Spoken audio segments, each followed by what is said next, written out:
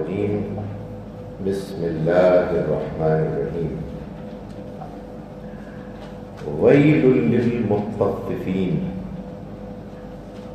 الذين إذا اكتالوا على الناس يستوفون وإذا كالوهم أو وزنوهم يخسرون.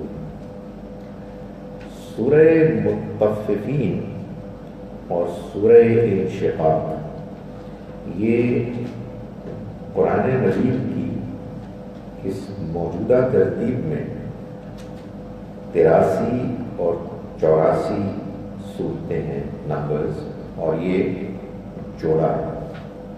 جیسے کہ قرآن مجید کی بیشتر صورتوں میں اس بات کا اہتمام کیا گیا ہے، اس میں بھی یہی صورتحال ہے. اور اس میں پہلی سورہ میں ہم یہ دیکھیں گے کہ اللہ تعالیٰ نے انسان کے اندر اس کی فطرت، شعور، احساس میں جو خیر اور شر اور نیکی اور بدی کی اپریسیشن ودیت کی ہے، اس سے اس بات کو ثابت کیا ہے یا استدلال کیا ہے کہ ایک آخرت ہونی چاہیے. اور اگلی سورہ میں یہی بات اللہ تعالیٰ نے ہمارے گرد و پیش میں جو کائنات ہے اس کے آثار سے اس حقیقت کو بیان کیا ہے.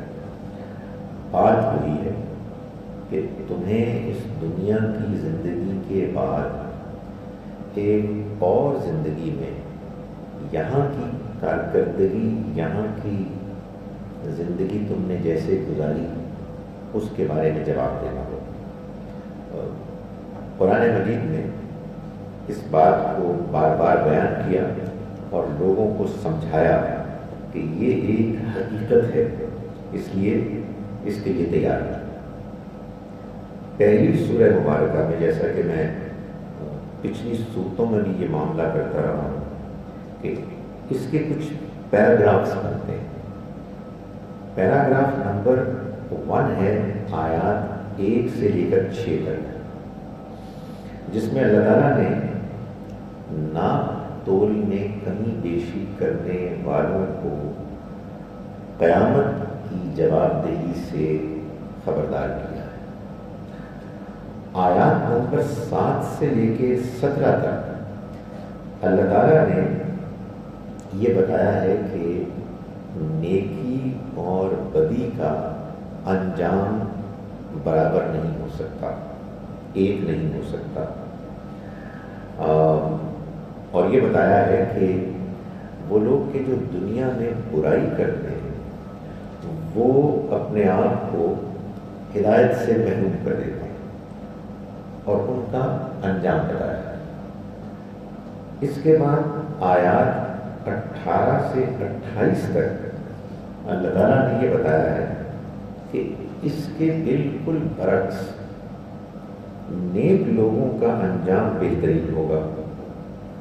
اور اسی مقصد کے لیے دنیا میں انسان کو کوشش کرنی چاہیے، یعنی کہ اس کا انجام اچھا ہو. اور جو آخری پیراگراف ہے اس میں اللہ تعالیٰ نے یہ بتایا ہے کہ اس دنیا میں جو صورتحال ہے آخرت میں صورتحال بالکل بدل جائے.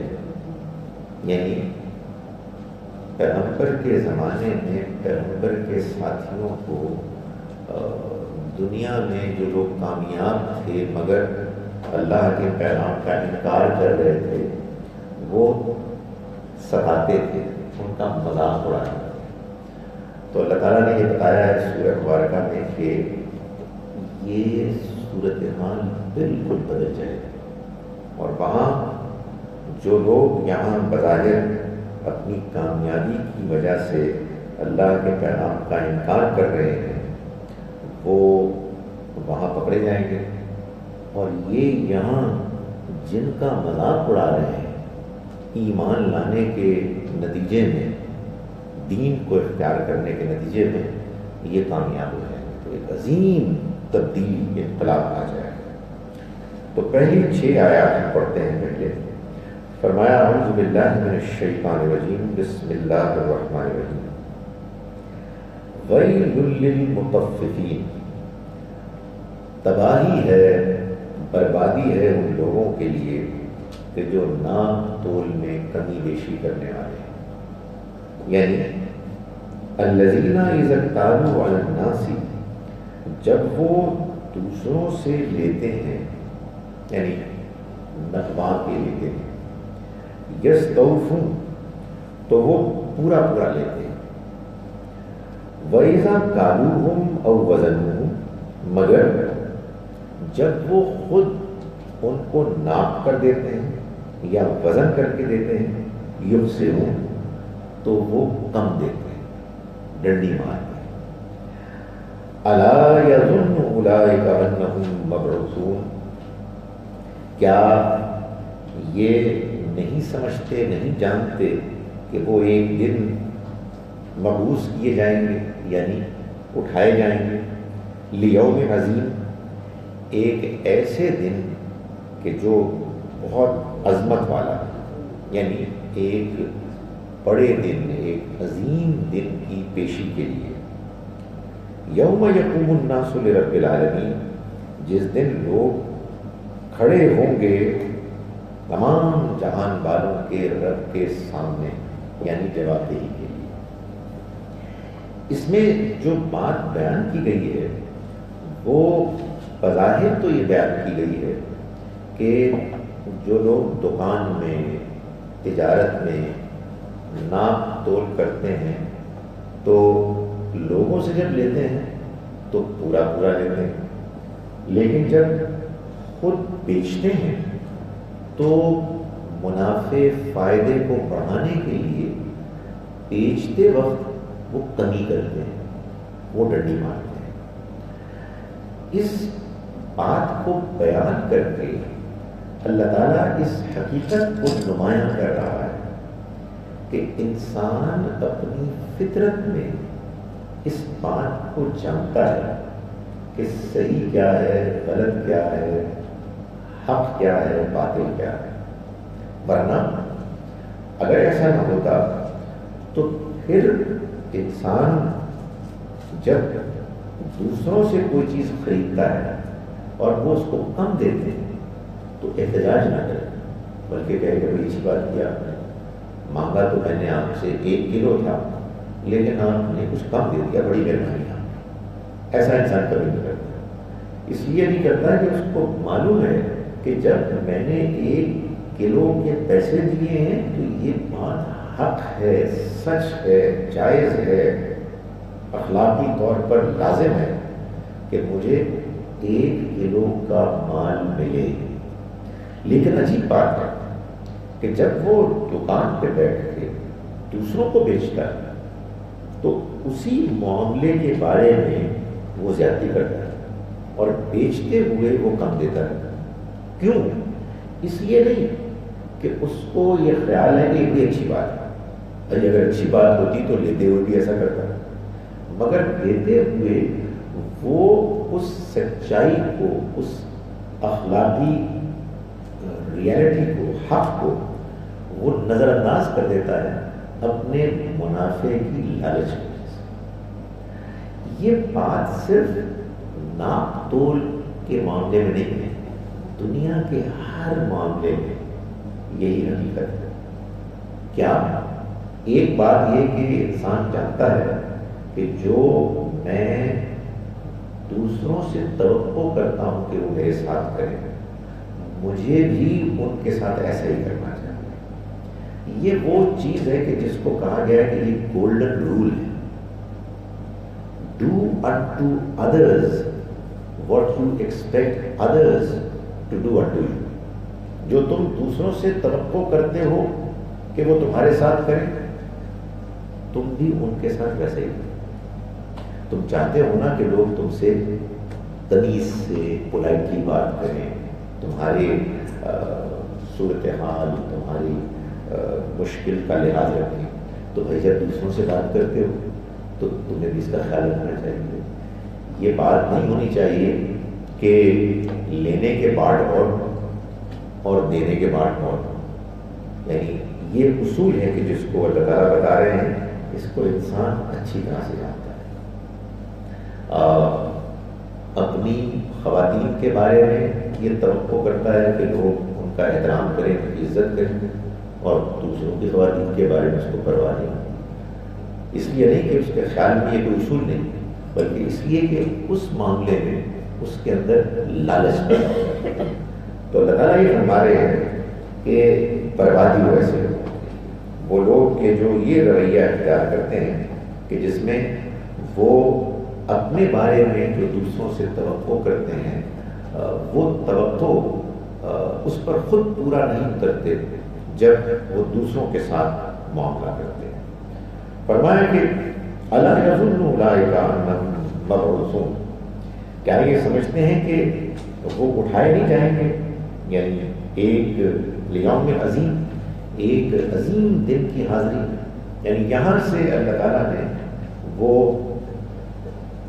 بات بیان کی، اس حقیقت کو ایمفسائز کیا کہ جب انسان کے شعور میں، اس کی فطرت میں یہ ریئلٹی موجود ہے کہ حق اور باطل، نیکی اور بدی، سچائی اور جھوٹ یہ الگ الگ چیزیں ہیں، تو پھر ان کا انجام بھی الگ ہی ہونا چاہیے۔ یہ کیسے ہو سکتا ہے کہ جس رب نے ہمارے اندر یہ احساس پیدا کیا ہے وہ مرنے کے بعد ان تاجروں کو بھی کہ جو بے ایمانی کرتے تھے اور ان تاجروں کو بھی کہ جو ایماندار تھے، سب کو موت سے دوچار کرنے کے بعد ختم کر دیں؟ یہ کیسے ہو سکتا ہے؟ اللہ تعالیٰ فرماتے ہیں کیا انہوں نے گمان نہیں کیا کہ یہ ایک دن اٹھائے جائیں گے، ایک بڑے دن کی حاضری کے لیے، جس دن لوگ اٹھیں گے پیشی کے لیے جہان والوں کے رب کے سامنے۔ یہ پہلا پیراگراف ہے۔ اس کے بعد فرمایا کلا، یعنی یہ کلا کا مطلب ہے ہرگز نہیں، ہرگز نہیں ظاہر جب بھی آپ کہیں گے تو آپ کسی چیز کی نفی کریں گے، کسی چیز کا انکار کریں گے۔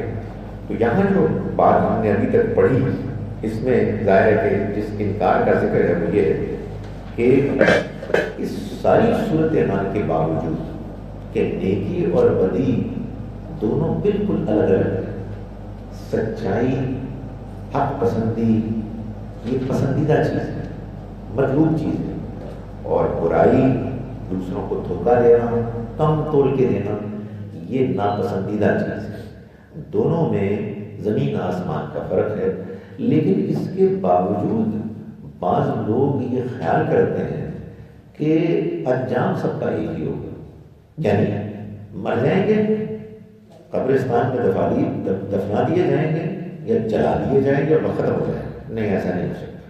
تو فرمایا کلا، ہرگز نہیں۔ ان کتاب الفجار لفی سجین، نافرمانوں کا دفتر یعنی ان کا رجسٹر یہ سجین میں ہوگا۔ یہ سجین یہاں ایک نام رکھا گیا، یعنی اس رجسٹر کا کہ جس میں ان لوگوں کے اعمال درج ہیں یا درج کیے جائیں گے کہ جو نافرمان ہیں۔ تو فرمایا کہ کلا ان کتاب الفجار لفی سجین، ہرگز نہیں، یہ گمان، یہ سوچ ٹھیک نہیں ہے کہ سب لوگ جو اس دنیا میں آتے ہیں اور اعمال کرتے ہیں سب برابر ہوں گے، نہیں، بلکہ فجار، نافرمان، گناہگار، زیادتی کرنے والے، حق اخلاق کی اصولوں کو پامال کرنے والے، ان کی کتاب یعنی ان کا اعمال نامہ، ان کا رجسٹر لفی سجین، وہ سجین میں ہوگا۔ وما ادراک ما سجین، اور تم کیا خیال کرتے ہو کہ وہ سجین کیا ہے؟ یہ سوال قرآن میں آپ نے دیکھا ہوگا بار بار کیا گیا ہے، اس حقیقت کی اہمیت کو نمایاں کرنے کے لیے کہ جو آگے بیان ہونے والی ہے۔ تمہیں کیا خبر کہ وہ سجین کیا ہے؟ کتاب مرقوم، وہ ایک ایسا رجسٹر ہے جس میں لکھا گیا، یعنی ایسا اعمال نامہ ہے کہ جس میں تحریر ہے، جس میں لوگوں کے اعمال لکھے گئے، ان کا انجام اس کے نتیجے میں طے ہوگا۔ وَيْلٌ يَوْمَئِذٍ لِّلْمُكَذِّبِينَ، بربادی ہوگی اس دن ان جھٹلانے والوں کے لیے، یعنی یہ لوگ کہ جو آج انکار کر رہے ہیں۔ کیوں انکار کر رہے ہیں؟ اس لیے انکار کر رہے ہیں کہ ان کو اپنے برے رویے کا برا انجام ماننا پسند نہیں آتا۔ اگر آدمی انکار کرے اس لیے کہ وہ کہے کہ بات ہی سمجھ میں نہیں آ رہی، تو پھر تو بات سمجھائیں گے آپ۔ بات سمجھ میں نہ آنا تو کوئی برائی نہیں ہے۔ ہمارے یہ بڑی پرابلم، بعض لوگ کیا کرتے ہیں کہ ایک آدمی ایک جینوئن سوال کرتا ہے، اگر کوئی آدمی ایک جینوئن سوال کر رہا ہے تو اس کو تو جواب دینا چاہیے، یہ تو کوئی جرم ہے ہی نہیں۔ وہ کہتے ہیں مجھے آپ کی باتیں سمجھ میں نہیں آ رہی، لیکن اگر صورتحال یہ ہو کہ آدمی اس لیے انکار کر رہا ہے کہ وہ یہ کہتا ہے کہ میں نہیں ماننا، اس کے نتیجے میں تو میں مارا جاؤں گا، میں اس کو ماننے کے لیے تیار نہیں، تو یہ اب ایک بہت بڑا جرم ہے کہ ایک آدمی فراڈ ہے اور اپنے فراڈ کو چھوڑنے کے لیے تیار نہیں اور کہتا ہے کہ تم مجھے ڈرا رہے ہو آخرت سے، کوئی آخرت نہیں۔ یہ ہے مسئلہ۔ تو قرآن مجید نے ان لوگوں کو کنڈیم کیا ہے، فرمایا وَيْلٌ يَوْمَئِذٍ لِّلْمُكَذِّبِينَ، بربادی ہے اس دن جھٹلانے والوں کے لیے۔ الَّذِينَ يُكَذِّبُونَ بِيَوْمِ الدِّينِ، وہ لوگ کہ جو بدلے کے دن کو جھٹلاتے ہیں۔ فرمایا وَمَا يُكَذِّبُ بِهِ إِلَّا كُلُّ مُعْتَدٍ أَثِيمٍ، اور اس کو نہیں جھٹلاتا کوئی بھی سوائے ان لوگوں کے کہ جو معتد ہے، حد سے آگے بڑھنے والے، اثیم اور حق تلفی کرنے والے۔ قرآن مجید نے کوئی بات جو میں گزارش کر رہا تھا اس کو واضح کیا کہ جو لوگ زیادتی کرتے ہیں، جو لوگ حق تلفی کرتے ہیں، دوسروں کا حق دینے کے لیے تیار نہیں ہوتے، اصل میں وہ لوگ ہیں کہ جو جواب دہی کے دن کا انکار کرتے ہیں، اس لیے کہ اس دن کو ماننے کے نتیجے میں تو آپ کو اس دنیا میں ٹھیک بن کے رہنا پڑے گا، آپ کو اپنی اصلاح کرنی پڑے گی، اس دن کے مطابق اپنی زندگی کو ڈھالنا ہوگا، تو انکار کر دیتے ہیں۔ تو فرمایا کہ کوئی انکار نہیں کرتا اس دن کا سوائے ان لوگوں کے کہ جو حد سے آگے بڑھنے والے ہیں، حق تلفی کرنے والے ہیں۔ اس کا مطلب کیا ہے؟ یعنی جب اس دن کی سچائی کو ٹھیک طرح سے بیان کر دیا جائے، اگر فرض یہ کہ اس دن کی سچائی کو ٹھیک طرح سے بیان ہی نہیں کیا گیا تو پھر ظاہر ہے پہلے سمجھانا پڑے گا، پہلے ان غلط فہمیوں کو دور کرنا پڑے گا۔ تو فرمایا کہ کوئی نہیں انکار کرتا یا جھٹلاتا ان کو سوائے وہ لوگ کہ جو حق تلفی کرنے والے ہیں، حد سے آگے بڑھنے والے ہیں۔ اذا تتلی علیہ آیاتنا، جب ان کے سامنے ہماری آیات پڑھ کر سنائی جاتی ہیں، قال اساطیر الاولین، تو کہتے ہیں کہ یہ تو اگلوں کے افسانے ہیں۔ ایسی پرانے لوگ اس طرح کی سٹوری سناتے ہیں ڈرانے کے لیے۔ کچھ اچھے لوگ ہوتے تھے جو لوگوں کو ڈراتے تھے کہ دیکھو اگر تم نے بری باتیں کی تو پکڑے جاؤ گے، اور اچھی باتیں کی تو تمہیں انعام ملے گا۔ اور اسی طرح سے کچھ سٹوریز انہوں نے بنا لی کہ پرانے زمانے میں کچھ لوگ تھے کہ جو بری باتیں کرتے تھے تو ان پر عذاب آ گیا، اور جو اچھے لوگ تھے وہ اچھا انجام مل گیا۔ ایسی سٹوریز نتھنگ کلیئر ہوتا ہے۔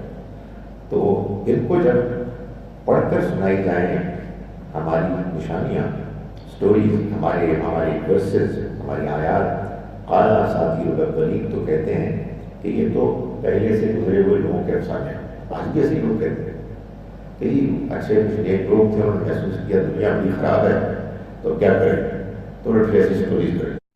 یعنی یہ وہی والا بات ہے جو قرآن نے پہلے بیان کی، ہرگز نہیں، یہ اگلوں کے افسانے نہیں ہیں، یہ پرانے لوگوں کی من گھڑت سٹوریز نہیں ہیں، بلکہ اصل بات یہ ہے رانا علی قلوبہم، زنگ چڑھ گیا ہے ان کے دلوں پر، ما کانوا یکسبون، ان کی بدعمالیوں کا۔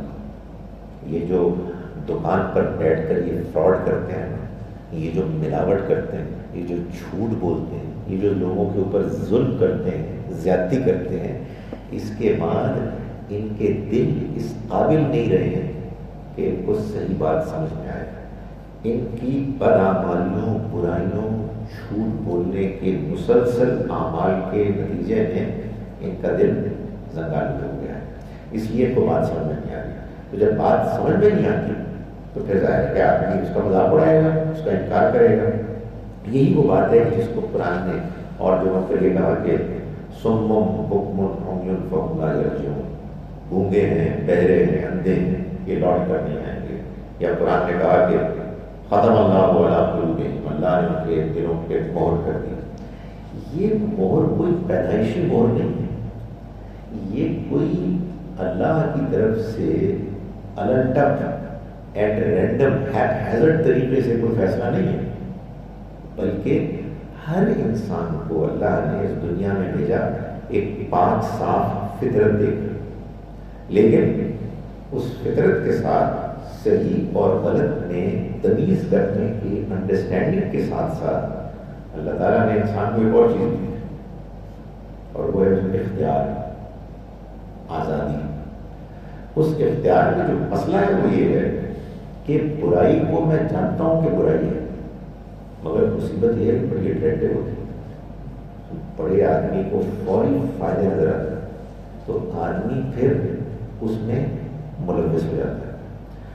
اچھا ہو جاتا ہے، کمزور ہے انسان، لیکن اس میں پھر ایک اور آزمائش آتی ہے کہ جب میں وہ برائی کرتا ہوں تو مجھے دو میں سے ایک کا اختیار ملتا ہے، ایک کا اختیار ایکسرسائز کرنا ہوتا ہے۔ دو آپشن آ جاتے ہیں، یا میں شرمندہ ہوں اور معافی مانگوں، یا میں ڈھیٹ ہو جاؤں اور کہوں کہ غلط ادھر ہے، واٹس رانگ ود اٹ، کون سی آخرت اور کون سا صحیح غلط کا معیار۔ تو یہ مسئلہ ہے کہ انسان جب یہ رویہ اختیار کرنے لگتا ہے تو شروع میں تو ایسا ہوتا ہے کہ لوگ جو سمجھاتے ہیں دائیں بائیں سے کہ دیکھو جھوٹ بولنا بری بات ہے، بلکہ آدمی اندر سے محسوس کر رہا ہوتا ہے، لیکن اگر انسان اپنی برائی پر اصرار کرے اس تمام اہتمام کے باوجود، تو ایک وقت وہ آتا ہے کہ جب انسان کے اندر کا احساس مردہ ہو جاتا ہے۔ اور اللہ تعالیٰ نے اس کو یہاں بیان کیا کہ یہ ایسے نہیں ہے کہ یہ کوئی اگلوں کے افسانے ہیں، بلکہ اصل حقیقت یہ ہے کہ ان کے دلوں کے اوپر ان کی بدعمالیوں کا زنگ چڑھ گیا۔ یہ وجہ ہے کہ میرے کو بات ہی سمجھ میں نہیں آئی، اور جب آپ کو بات سمجھ میں نہیں آئے گی تو کیا کریں گے آپ؟ انکار ہی کریں گے، مذاق اڑائیں گے۔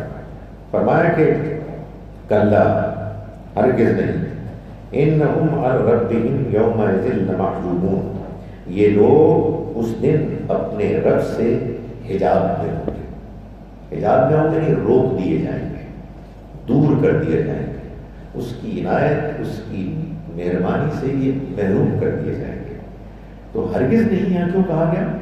اس لیے کہا گیا کہ اس بات کا انکار کیا جائے کہ یہ جو خیال کیے بیٹھے ہیں کہ اگر بالفرض قیامت ہوئی، ابد نہ کوئی نہیں ہے، ایسی سٹوریز ہیں، لیکن اگر بالفرض ہوئی تو بھائی اس دنیا میں کون کامیاب ہے؟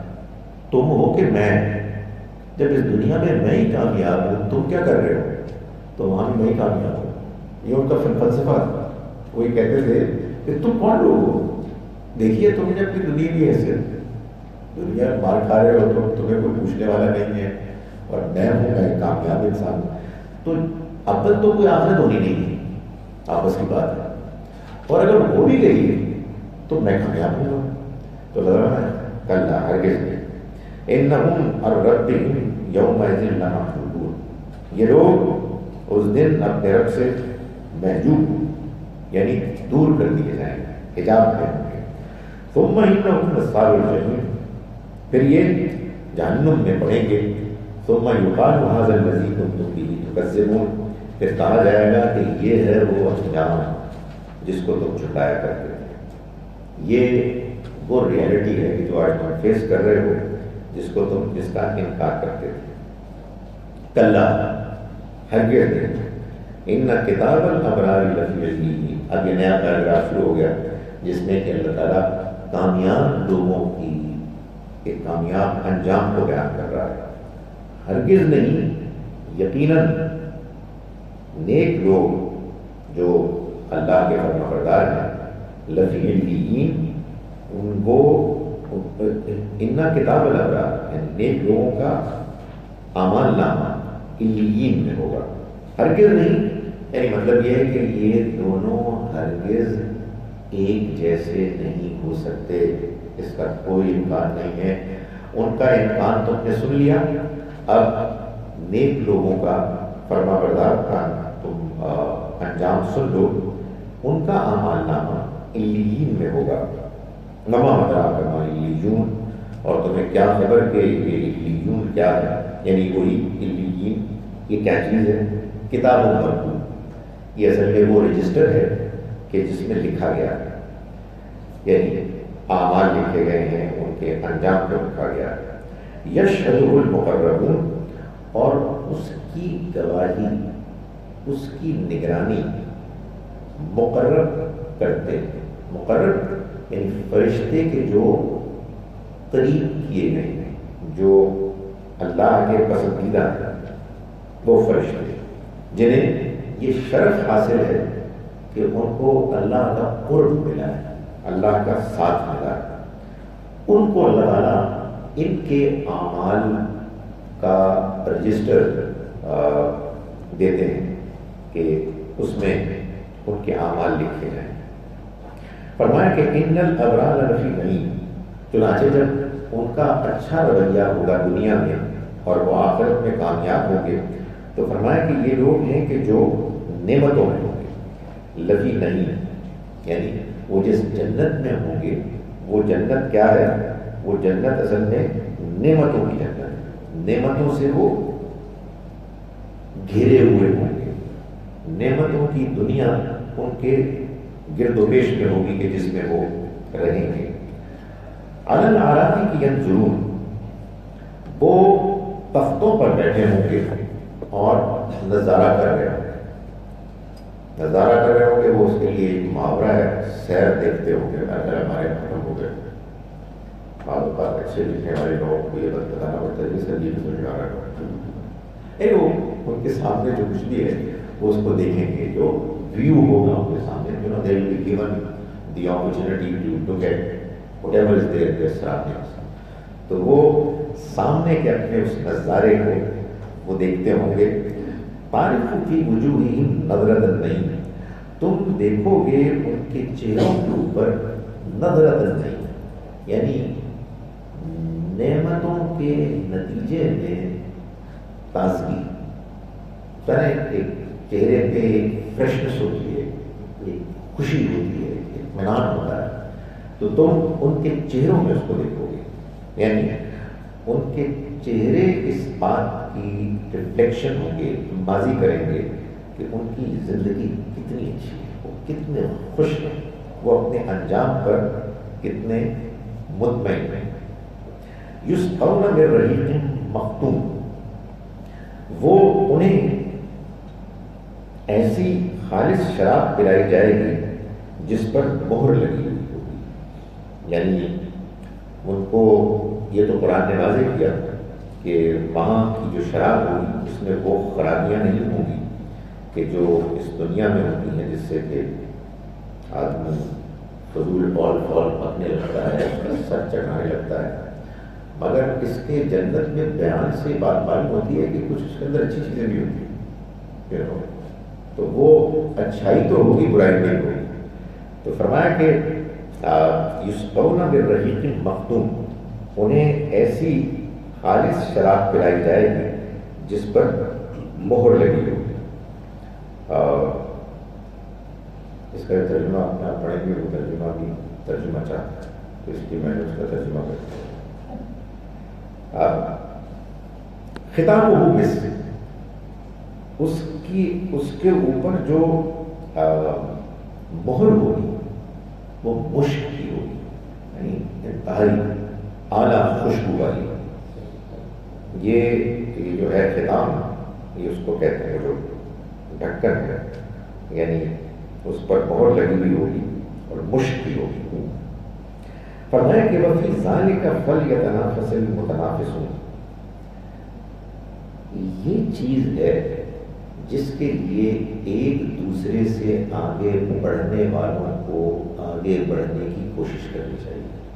یعنی اس دنیا میں انسان کو اللہ تعالیٰ نے ایک اسپرٹ آف کمپٹیشن، کہ ہم ایک دوسرے سے ایکسل کرنا چاہتے ہیں. یہ وہ چیز ہے کہ جس کی وجہ سے انسان محنت کرتا ہے، اپنے عام معمول کی حد سے آگے بڑھ کر کرتا ہے، کوشش کرتا ہے کہ میں دوسروں سے بہتر پرفارم کروں، میرا رزلٹ زیادہ اچھا ہو، میں زیادہ کماؤں، میں زیادہ پروموٹ ہوں، میں زیادہ پروگریس کروں، میں زیادہ مشہور ہوں، میری بات زیادہ افیکٹو ہو، لوگ مجھے زیادہ پسند کریں. اور یہ اسپرٹ ہے، نتھنگ رانگ ان اٹ، اللہ کی طرف سے کہ انسان ایکسل کرنا چاہتا ہے. خاص طور پر وہ لوگ کہ جو دنیا میں کچھ کرتے ہیں، کر گزرتے ہیں، تو ان کے اندر دوسروں کے مقابلے میں آگے بڑھنے کا اور دوسروں کو اس کمپٹیشن میں جس کی بڑی سادہ شکل ہوتی ہے ریسنگ میں، جو آپ بھاگتے ہیں یا سوئمنگ واٹر میں، تو کیا ہوتا ہے کہ you want to outperform others, آپ ایکسل کرنا چاہتے ہیں کہ میں سب سے آگے بڑھوں. تو اللہ تعالیٰ فرماتے ہیں کہ یہ جو تمہارے اندر ایکسل کرنے کا جذبہ ہے، یتنافسون، متنافس، ایک دوسرے سے آگے بڑھنے والے، اس چیز کے بارے میں چاہیے کہ لوگ ایک دوسرے سے آگے بڑھنے کے لیے اپنے اندر جذبہ پیدا کریں. دنیا ایک میدان ہے آخرت کو کمانے کا. اس دنیا میں ایک تھوڑی سی زندگی میں ہم آخرت کی ہمیشہ کی زندگی کے لیے ایک بہترین انجام پا سکتے ہیں. اس انجام کے لیے سمجھدار لوگوں کو چاہیے کہ ان کے اندر جو ایک اسپرٹ آف کمپٹیشن ہے اس کا استعمال یہاں کریں کہ میں آپ سے، آپ مجھ سے آگے بڑھیں. کس میں؟ نیکی میں، سچائی میں، دینداری میں، دین کو سمجھنے میں، لوگوں کی خدمت کرنے میں، حق پسند ہونے میں، عاجزی انکساری پیدا کرنے میں، با اخلاق ہونے میں، اللہ کی عبادت کرنے میں. سو جو جذبہ انسان کے اندر ایک نیچرل موجود ہے وہ ٹھیک ہے، اگر آپ کوئی بری بات نہیں کرتے تو there is nothing wrong in it، سوائے اس میں کہ اس میں ایک بیلنس ہونا چاہیے. مگر اس جذبے کو سب سے زیادہ استعمال ہونا چاہیے یہاں، جیسا کہ بات بتایا کہ صحابہ کرام میں یہ جذبہ تھا. اور وہ جو مشہور واقعہ ہے کہ حضرت عمر نے کہا کہ میں ایک موقع پر میں نے محسوس کیا کہ اللہ کے راستے میں خرچ کرنے کے لیے کہا جا رہا ہے، تو میرے پاس بہت مال تھا، تو میں آدھا مال اپنے گھر کا لے کے آ گیا. تو میں نے دیکھا کہ حضرت ابوبکر اپنے گھر کا سارا مال لے گیا. تو پھر یہ ایک اسپرٹ آف کمپٹیشن تھی. انہوں نے کہا کہ میں محسوس کری میں ان کو پیچھے نہیں چھوڑ سکتا. اور مزاج وہ من تسنیم، اور اس میں اس کا مزاج تسنیم کا ہوگا. مزاج یعنی ملونی. یہ ظاہر ایک سنی سنائی بات ہے کہ وہ جو شراب ہوتی ہے تو اس کو اس کے اندر کچھ ملایا بھی جاتا ہے. اس کے دو مقاصد ہوتے ہیں. ایک یہ کہ ذرا تھوڑی سی اس کی شدت کم ہو جائے، اور دوسرا بات یہ کہ اس کے اندر ایک مزید نکھار پیدا ہو. تو اللہ تعالیٰ فرمایا کہ وہاں بھی جو کچھ ملے گا پینے کو اس میں اس کو ملائی جائے گی، اس میں کچھ ٹاپنگ ہوگی، اس کو کچھ دیا جائے گا تسنیم کی چشمے میں سے. یہ تسنیم کیا ہے؟ عیناً، یہ چشمہ ہے. یشرب بہ المقربون، جس میں کہ بیٹھے ہوں گے مقرب یعنی نیک لوگ اس کے کنارے پر بیٹھے ہوں گے اور پی رہے ہوں گے، اور یہاں سے کچھ پانی لے کے اس میں ڈالیں گے جس سے کہ وہ اس کی میلونی بنے. اس کے بعد جو آخری پیرا ہے وہ 29 to 36 ہے، جس میں اللہ تعالیٰ یہ بتا رہے ہیں کہ یہ جو صورتحال اس دنیا میں ہے کہ یہ کفار سردار لیڈر جو مذاق اڑا رہے ہیں، یہ صورتحال وہاں بالکل بدل جائے گی. تو فرمایا کہ ان الذین اجرموا کانوا من الذین آمنوا یضحکون، یہ جو مجرم ہے یہ ان لوگوں کا کہ جو ایمان لائے مذاق اڑایا کرتے تھے. یعنی دنیا میں ایسا تھا کہ ایمان لانے کے پاداش میں، جرم میں وہ بظاہر وہ اس کا مذاق اڑاتے تھے ان لوگوں کا. وَإِذَا مَرُّوا بِهِمْ يَتَغَامَزُونَ، اور جب وہ ان سے گزرتے تھے تو آنکھ کے اشارے کرتے تھے. ہے نا، یہ کسی کو جب آپ کمتر گھٹیا سمجھیں تو اس میں ایک طرح کا عجیب ہوتا ہے کہ ایک دوسرے کا یہ کیا چیز ہے، تو اس کو اس طرح سے آنکھ کے اشارے سے وہ مذاق اڑاتے تھے، ان کے کمتر ہونے کو بیان کرتے تھے. ظاہر سے معلوم نہیں ویسی گھٹیا چیز ہے کہ آپ کسی دوسرے کے بارے میں بیٹھے ہیں مجلس میں کی چیز ہے. تو یہ ایک چیپ بات ہے، مطلب ایک اچھے مسلمان میں نہیں ہونا چاہیے. آپ کو ایک لوگوں کے سامنے جو آپ کی انڈرسٹینڈنگ ہے اس کو آپ بیان کریں، کوئی اختلاف ہے اس سے اختلاف کریں، مگر یہ کہ دوسرے لوگوں کے معاملے میں آپ اس طرح کی رویہ اختیار کریں کہ ایک دوسرے سے اشارہ کر کے ٹھیک ہے کیا چیز ہے. تو فرمایا کہ اس طرح کے اشارے کریں. وَإِذَا انقَلَبُوا إِلَىٰ أَهْلِهِمُ انقَلَبُوا فَكِهِينَ، اور جب وہ لوٹتے اپنے گھر والوں کی طرف تو وہ لوٹتے بڑے خوش خوش، یعنی پھر ان کے اندر اس کا افسوس بھی نہ ہوتا. بعض اوقات یہ ہوتا ہے کہ اچھے انسان سے بھی اس طرح کی غلطیاں ہو جاتی ہیں مگر وہ بعد میں پچھتاتا ہے کہ میں نے کیا گھٹیا بات کی، میں نے اس وقت جو ان کے بارے میں جو ایک فکرہ چست کر دیا، یا کسی کو میں نے آنکھ کے اشارے سے اس کو ذلیل کرنے، انڈرمائن کرنے کا ایک رویہ اختیار کیا، تو آدمی کو شرمندگی کو نہیں، شرمندہ نہیں ہوتے. یہ اپنے گھر والوں کی طرف لوٹتے اور بڑے خوش خوش کر کے ان کو بھی سناتے ہیں کہ میں نے آج کا ریکارڈ لگایا، آج تو میں نے ذلیل کر دیا.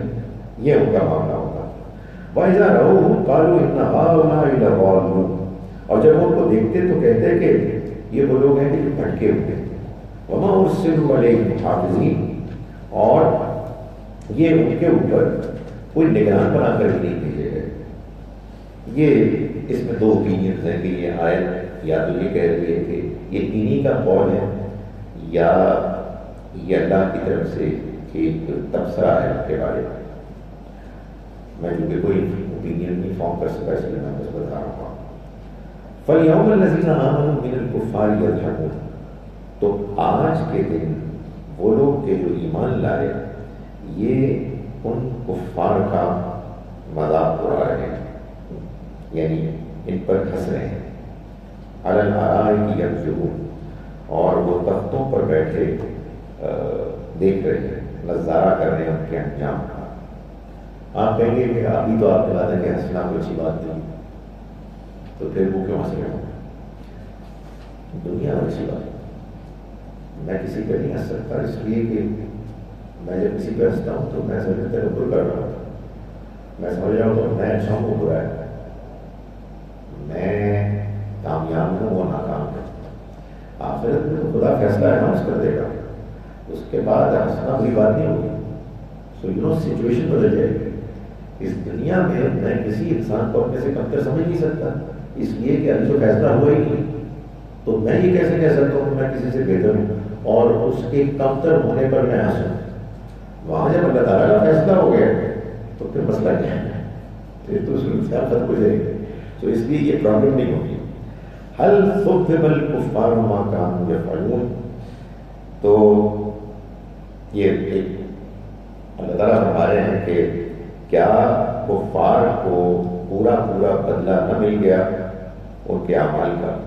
یعنی یہ گویا یہ بتایا جا رہا ہے کہ اس دنیا میں اگر کوئی اپنی سچائی کی وجہ سے، حق پسندی کی وجہ سے ستایا جاتا ہے، ذلیل ہوتا ہے، تکلیف اٹھاتا ہے، تو پریشان نہیں ہونا چاہیے. ایک دن آئے گا کہ پورا بدلہ لے لیا جائے گا. سو اس میں انسان صبر کرے اور اللہ پر بھروسہ کرے، وہ دن دور نہیں. تو اسی کو بیان کیا جا رہا ہے، حل صدب الکفار ما کانوا یفعلون، کیوں بندہ نہ مل گیا ان لوگوں کو جو انکار کرنے والے تھے اپنی بدعمالیوں کا۔ اس کے بعد ہے سورہ انشقاق، جو میں نے گزارش کی کہ سورہ مطففین کا جوڑا سورہ ہے، اس کی پارٹنر پیئر سورہ ہے۔ بسم اللہ الرحمن الرحیم، فرمایا کہ اذا السماء انشقت، جب آسمان پھٹ جائے گا۔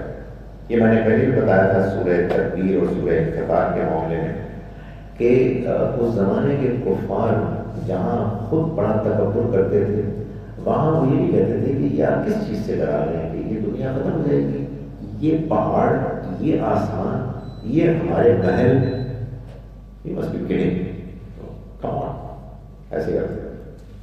تو اللہ تعالیٰ نے فرمایا کہ ایسے ہی جب آسمان پھٹ جائے گا، وَأَذِنَتْ لِرَبِّهَا وَحُقَّتْ، اور وہ اپنے رب کے حکم کو کی تعمیل کرے گا، وَحُقَّتْ، اور اسے کرنا بھی ایسے ہی چاہیے۔ یہ اب اللہ تعالیٰ بتا رہے ہیں ان انکار کرنے والے سرداروں کو کہ جو انکار کرتے تھے اور اپنی پوزیشن کی وجہ سے اکڑتے تھے کہ یہ آسمان جس کو تم بڑا مضبوط سمجھ رہے ہو، یہ پھٹ جائے گا، ختم ہو جائے گا۔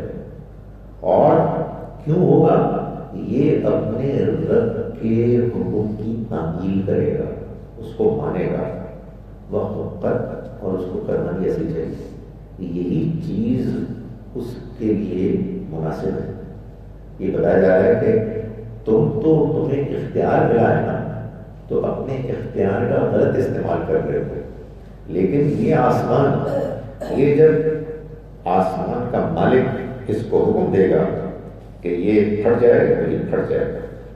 وَإِذَا الْأَرْضُ مُدَّتْ، اور جب زمین لمبی کر دی جائے گی، تان دی جائے گی، لیول کر دی جائے گی، یعنی جو اتار چڑھاؤ اس وقت اس میں ہے، جو پہاڑ ہیں، جو دریا ہیں، جو وادیاں ہیں، یہ سب اس میں سے نکال دی جائیں گی اور یہ بالکل سیدھا کر دی جائے گی۔ وَأَلْقَتْ مَا فِيهَا وَتَخَلَّتْ، اور جو کچھ اس کے اندر ہے اسے وہ باہر پھینک دے گی، وَتَخَلَّتْ، اور وہ خالی ہو جائے گی، یعنی یہ زمین سیدھی ہو جائے گی بالکل، اس کے اندر کسی قسم کی کوئی اتار چڑھاؤ، کوئی سلبٹیں باقی نہیں رہیں گی، اور یہ بالکل سیدھی ہو جائے گی۔ اس کے اندر جو کچھ بھی ہیں، قبریں ہیں وغیرہ، یہ سب کچھ باہر نکل آئیں گے، وَتَخَلَّتْ، اور وہ خالی ہو جائے گی۔ وَأَذِنَتْ لِرَبِّهَا وَحُقَّتْ، اور یہ کیوں ہوگا؟ یہ اپنے رب کے حکم کی تعمیل کرے گی، وَحُقَّتْ، اور اسے کرنا بھی ایسے ہی چاہیے۔ یعنی آخر کیا وجہ ہے کہ اگر رب کسی چیز کا حکم دے اور پھر وہ کہ جو اس کی مخلوق ہے، جو اس کی پابند ہے، وہ اس کا حکم نہ مانے، یہ بھی گویا کہ ان انکار کرنے والوں کو ایک اشارہ ہے کہ تم تو اکڑ رہے ہو، آج اختیار رکھتے ہوئے تم اس بات کو ماننے سے گریز کر رہے ہو، لیکن یہ زمین کے جس میں تم رہ رہے ہو اور اس میں تمہیں کامیابیاں مل رہی ہیں اور اس کی وجہ سے تم تکبر کر رہے ہو، یہ زمین بالکل تان لی جائے گی، سیدھی ہو جائے گی، اس لیے کہ اس کا رب اس کو حکم دے گا اور اسے ایسا ہی کرنا چاہیے۔ تو یہ جب ہو جائے گا تو کیا ہوگا؟ پھر تمہیں اپنے پروردگار سے ملاقات کرنی، جب آسمان پھٹ جائے گا اور جب زمین تان دی جائے گی، پھر تمہیں اپنے رب کو فیس کرنا ہوگا۔ یا ایھا الانسان انک کادح الی ربک کدحا فملاقیہ، یہ اللہ تعالیٰ نے اب دوسرا پیراگراف، پہلا پیراگراف ہم نے آیت نمبر 1 سے 5 تک ہوا، دوسرے پیراگراف میں اللہ تعالیٰ فرما رہا ہے کہ اے انسان، تو اپنے رب کے پاس پہنچنے تک مسلسل کسی محنت میں لگا رہے گا، فملاقی، یہاں تک کہ اس سے جا ملے گا۔ یعنی یہ ایک ایسی حقیقت کو بیان کیا گیا ہے جو یہاں کشاں کشاں ہے۔ اس کا مطلب یہ ہے کہ اس دنیا میں جو شخص بھی پیدا ہوتا ہے اور جو کام بھی کرتا ہے، چاہے وہ محنت کرتا ہے، چاہے وہ کاہلی کرتا ہے، چاہے وہ کامیاب ہوتا ہے، چاہے وہ ناکام ہوتا ہے، چاہے وہ ہنسی خوشی کے ساتھ زندگی گزار رہا ہے، چاہے وہ مشکلات اور تکالیف کے ساتھ گزار رہا ہے، رنج میں ہے، خوشی میں ہے، جو کچھ بھی کر رہا ہے، بادشاہ ہے، فقیر ہے، ہر انسان جو کچھ بھی کر رہا ہے، بہرحال ایک چیز سب میں کامن ہے، اور وہ کیا ہے؟ اپنے رب کی طرف سفر کر رہا ہے، موت کی طرف سفر کر رہا ہے۔ یعنی ہر انسان جو اس دنیا میں آیا ہے وہ سب ایک سفر، ایک جرنی کر رہے ہیں، کچھ بھی کر رہے ہیں، کامیاب ہو، ناکام ہو، خوش ہو، ناخوش ہو، whatever، لیکن ایک چیز سب میں کامن ہے، وہ کیا ہے کہ اِنَّكَ قَادِرٌ إِلَىٰ رَبِّكَ قَدْرًا، کہ تم اپنے رب کے پاس پہنچنے تک مسلسل کسی محنت میں لگے ہوئے ہو، فَمُلَاقِيهِ، پھر تمہیں اس سے ملاقات کرنا۔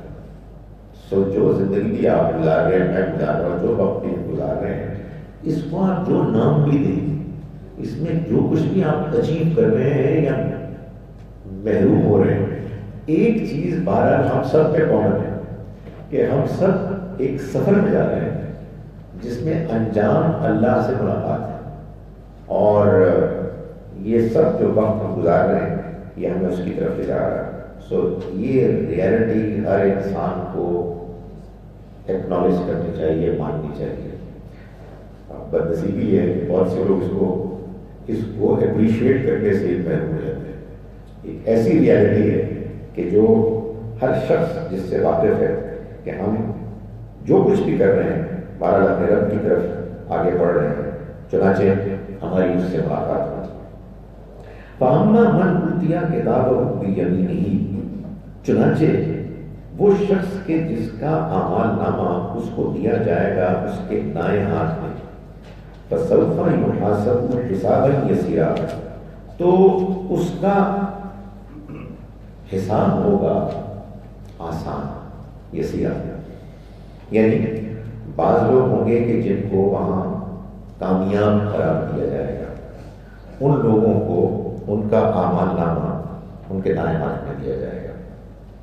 یہی وجہ ہے کہ ہمیں یہ کہا گیا ہے سنت کے ذریعے سے کہ ہم دائیں ہاتھ کو اچھے کاموں کے لیے استعمال کریں، کھانا ہے، پینا ہے اور چیزیں، تاکہ ہم اس چیز کے لیے دعا گو رہیں، کوشاں رہیں کہ وہاں بھی ہمیں اعمال نامہ ملے تو ہمارے دائیں ہاتھ میں ملے۔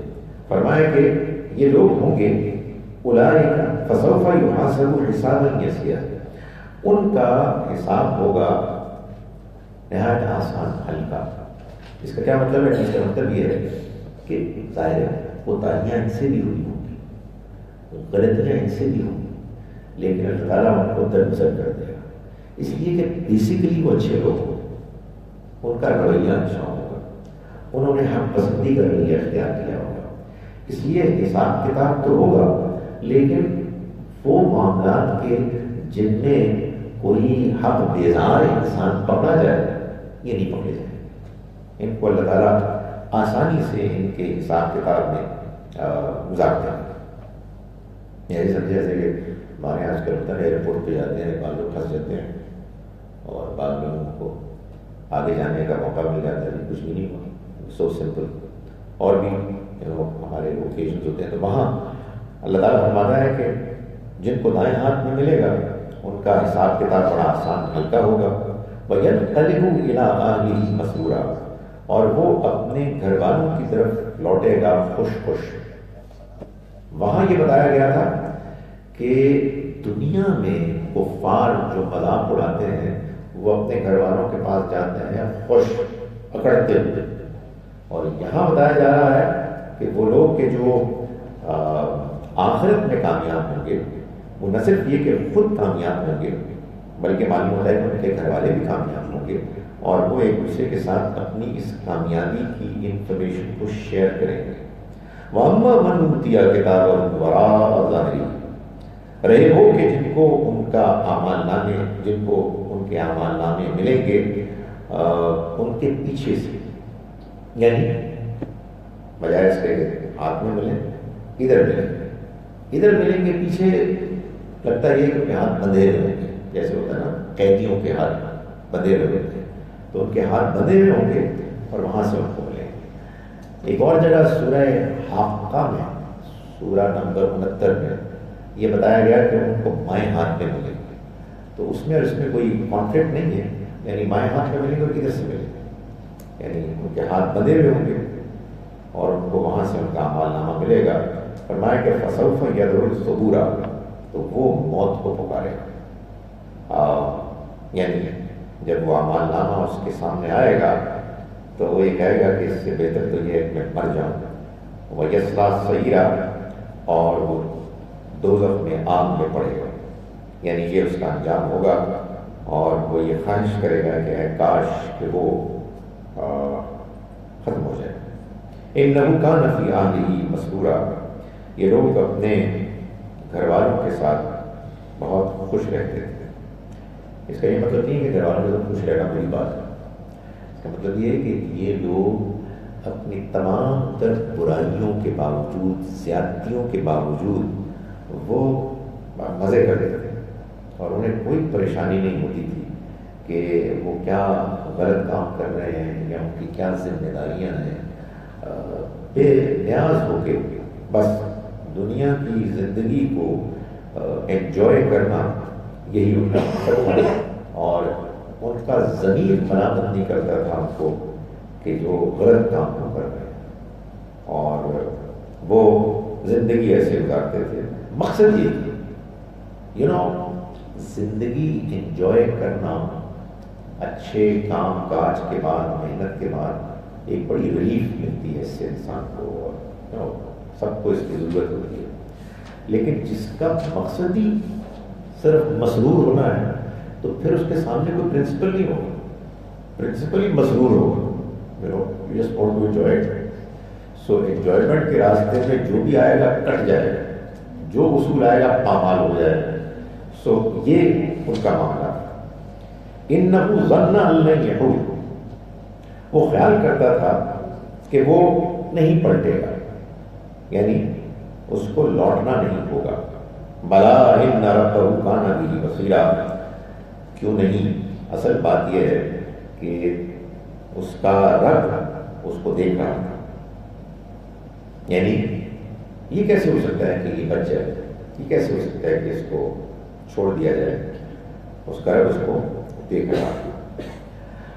اب یہ یہاں سے پیراگراف ختم ہوا 6 to 15، اس کے بعد 16 to 19 میں اللہ تعالیٰ یہ بتا رہے ہیں کہ ایک پرابلم ہے انسان کے ساتھ، جس کو کہ کلیریفائی کر رہا ہے اللہ تعالیٰ۔ ہم انسانوں کے ساتھ ایک پرابلم یہ ہے کہ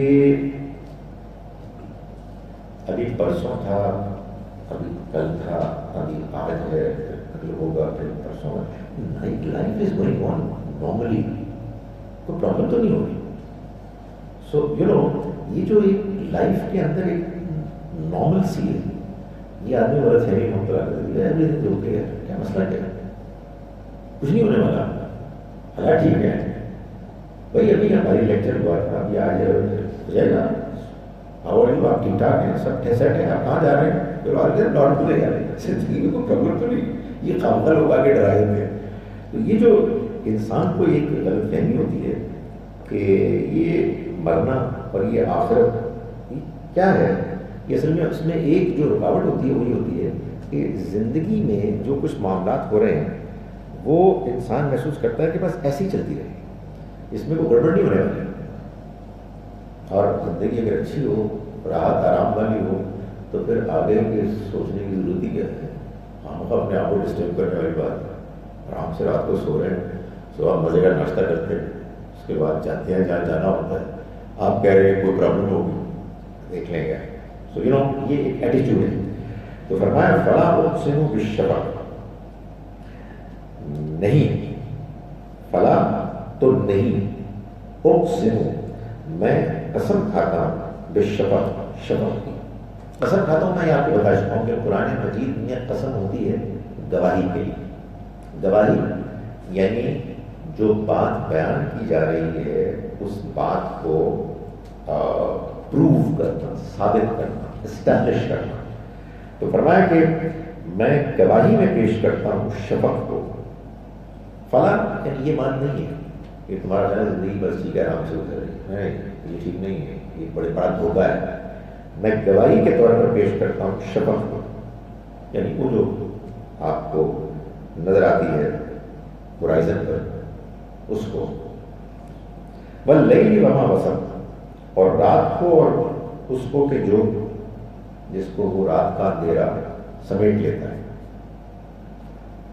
والقمر اذا اتسق، اور چاند کو کہ جب وہ پورا ہو جائے.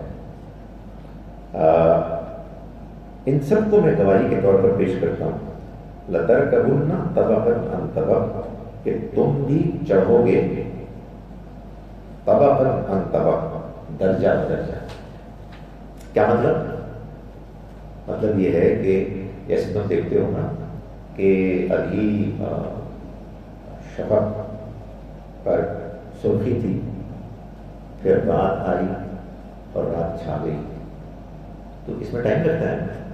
تم یہ کہو کہ یہ جو ابھی مغرب کا ٹائم ہوا ہے اور ہورائزن پر یہ جو سرخی سی ہے، تو کہتے ہو رات آئے گی، میں نہیں مانتا. کدھر آئے گی رات؟ کیوں نہیں آئے گی؟ تو اس کو یہ سمجھائیں گے نا کہ بھائی اٹ ول ٹیک ٹائم. اس دنیا میں چیزیں اچانک فوراً نہیں ہو جاتی. آدمی گریجولی دیکھتا ہے کہ معاملات ہوتے ہیں. بالکل یہی حال چاند کا ہے.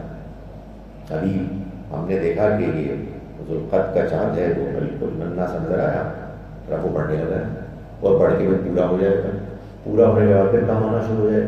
تو یہ کیا ہوتا ہے؟ گریجولی ہوتا ہے. تو تمہاری بھی زندگی ایسی ہے بھائی، تم بھی جا رہے ہو ادھر ہی، مگر طبقاً عن طبق، گریجولی. تو آدمی سے دھوکہ کھا جاتا ہے کہ کدھر ہو رہا ہے، مشکل کیا نارمل. نہیں، تم سب جا رہے ہو، تم سب اس کی طرف بڑھ رہے ہو طبقاً عن طبق، درجہ بدرجہ. تو اللہ نے یہ ہمارے انوائرمنٹ میں جو بعض مثالیں ہیں فینومینا آف دا نیچر کی، اس کو پوائنٹ آؤٹ کر کے بتایا کہ میں ان کی گواہی دیتا ہوں، میں ان کو ثبوت کے طور پر پیش کرتا ہوں کہ جیسے یہ ایک سٹیپ سے دوسرے کی طرف گریجولی جاتے ہیں، ایسے ہی تم بھی گریجولی دھیرے دھیرے چڑھ رہے ہو اس کی طرف. یہ اب تیسرا پیراگراف تھا. چوتھا پیراگراف 20 to 25. فما لهم لا یؤمنون، تو پھر کیا وجہ ہے کہ یہ ایمان نہیں لاتے. یعنی اتنی بات کلیئر ہے، بات واضح ہے، دیکھ رہے ہیں اپنے گرد و پیش میں، لیکن اس کے باوجود نہیں مانتے. وَإِذَا قُرِئَ عَلَيْهِمُ الْقُرْآنُ لَا يَسْجُدُونَ، اور جب ان کو پر قرآن پڑھا جاتا ہے تو وہ سجدہ ریز نہیں ہوتے. یعنی اس کی عظمت، اس کی بڑائی کے سامنے نہیں جھکتے. یہ قرآن ان کے سامنے ان حقائق کو پیش کر رہا ہے، لیکن وہ اس کے ان حقائق کو ماننے اور سمجھنے اور اس کے نتیجے میں اس کے اللہ کے آگے جھکنے کے لیے تیار نہیں. اس میں یہ لکھا ہوتا ہے کہ یہ آیات سجدہ ہے. ہمارے قرآن مجید میں 14 یا 15 آیات ہیں جن کے ساتھ لکھا ہوتا ہے کہ سجدے کی آیات ہے. اس میں ایک فرق ہے ذرا سا. ایک سورہ حج میں، ایک آخر میں، جو بعض مانتے ہیں بعض نہیں مانتے. یہ کیا ہے؟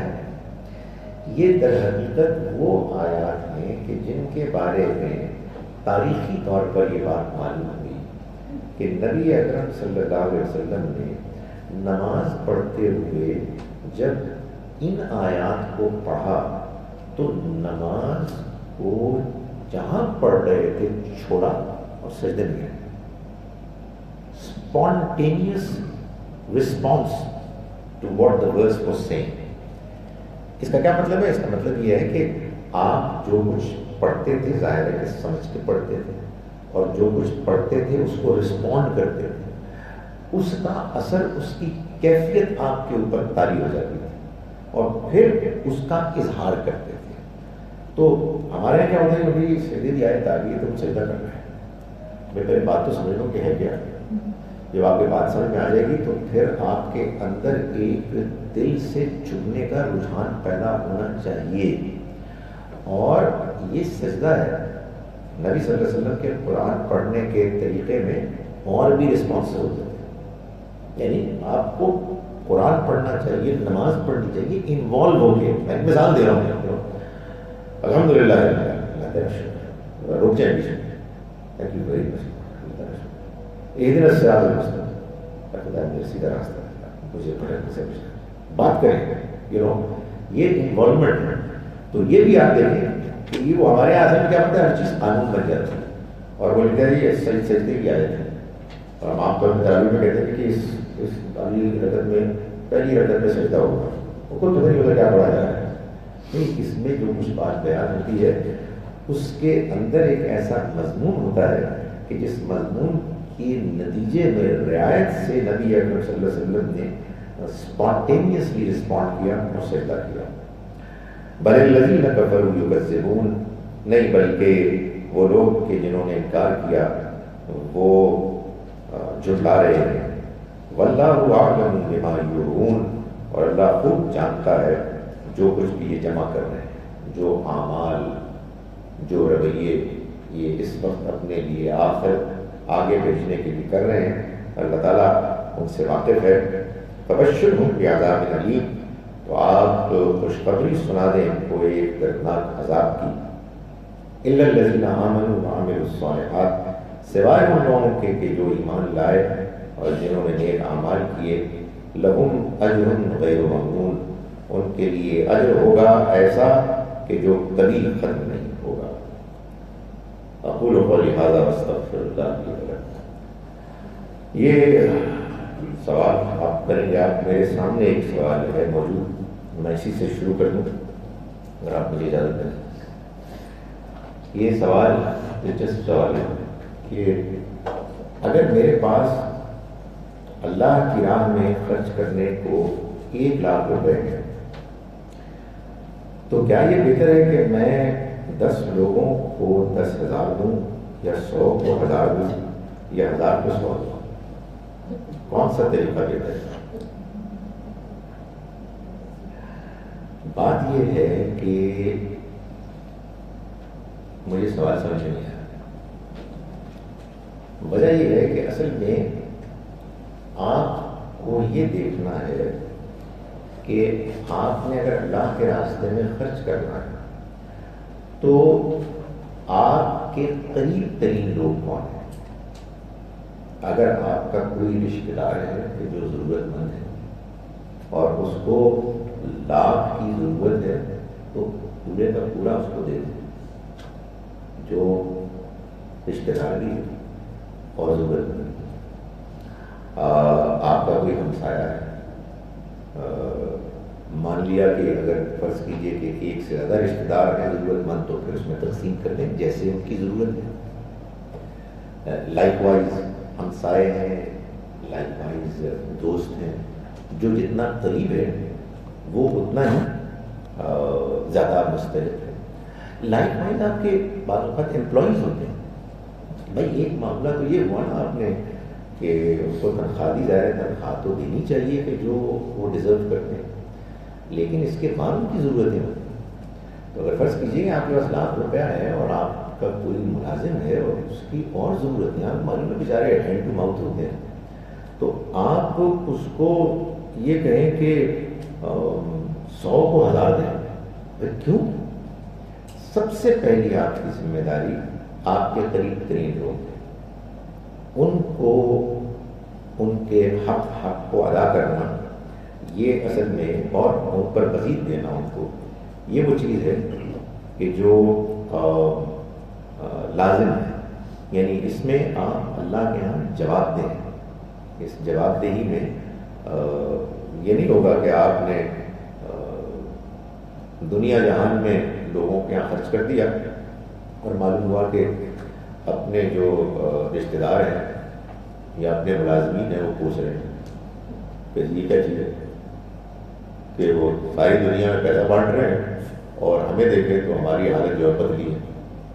تو یہ بالکل ممکن ہے کہ آپ اپنے طور پر دنیا میں خرچ کر رہے ہیں اور اللہ نہ پکڑے جائیں، اس لیے کہ اس میں ایک بیلنس ہونا چاہیے اور اس کے لحاظ سے خرچ کرنا چاہیے. تو اس لیے اور یہی حال تو پیسے کا ہے، یہی حال آپ کی مسکراہٹ کا بھی ہے. ساری دنیا کے سامنے آپ آگے مسکرا رہے ہیں اور ملازمین کے آگے اس سے زیادہ کوئی سڑا ہوا تمیز نہیں ہے قرآن، تو فائدہ کیا ہوا ہے؟ تو ہماری مدد سے آپ جاتے ہیں اور ایکٹنگ کرتے ہیں. اسی جو آپ کے قریب ترین کے لوگ ہیں اصل میں ان کی گواہی ہے کہ جو لی جائے گی. اور charity should always begin at home, گھر سے شروع ہونی چاہیے. سو یہ ایسا نہیں ہے کہ 100 کو دیں یا 10 کو دیں یا 1 کو دیں. اصل میں آپ نے اپنے قریب ترین لوگوں کے بارے میں فکر مند ہونا ہے، جو آپ کے رشتے دار ہیں غریب، جو آپ کے دوست ہیں، جو آپ کے ملازمین ہیں، وہ ہیں کہ جن کو کہ آپ نے آخری حد تک کوشش کرنی ہے کہ ان کی ضروریات پوری ہوں. اس لیے کہ اگر وہ آپ سے ناراض ہیں اور آپ دنیا جہان میں کوئی چیز بانٹ رہے ہیں تو اس کا شدید خدشہ ہے کہ آپ پکڑے جائیں. اس لیے ان کا خیال رکھیں، ان کی ضرورتوں کو پورا کریں. اگر کچھ بچ جائے تو پھر اوروں کو نہیں. اس میں بیلنس رویہ اختیار کرنا، میں یہ نہیں کہہ رہا کہ اچھی بات ہے، لازم ہے، لازم. سو کوئی چانس ہی نہیں ہے کہ آپ کہیں گے کہ میرے پاس جتنا مال ہے میں پوری دنیا کے غریب آدمیوں کو ایک پینی نہ دے دوں. دس از ناٹ یور رسپانسبلٹی. آپ کے جو قریب ترین ہیں ان کو آپ تو سب سے پہلے اٹینڈ کریں. جناب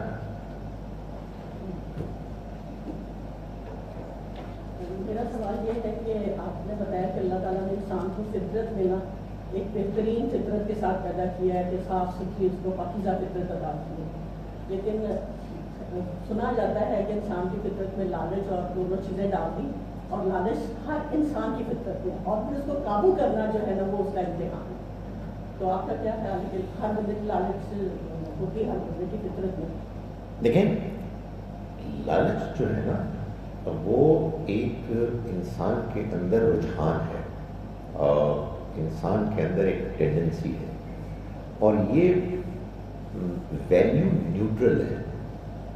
یعنی اچھی چیز کی لالچ بھی ہو سکتی ہے، بری چیز کی بھی لالچ ہو سکتی ہے. تو لالچ از خود کوئی بری بات نہیں. یعنی مجھے اس چیز کی لالچ ہو کہ میں زیادہ سے زیادہ لوگوں کی مدد کروں تو یہ تو بڑی اچھی لالچ ہے. لیکن جب یہ لالچ دنیا کو حاصل کرنے کے لیے ہو، آنیسٹلی اس میں بھی کوئی بری بات نہیں ہے اگر وہ لمٹس کے اندر ہو، اور وہ اتنی زیادہ ہو جائے کہ آدمی کو وہ صحیح اور غلط میں فرق کرنے کے معاملے میں اندھا کر دے، تب ہے پرابلم.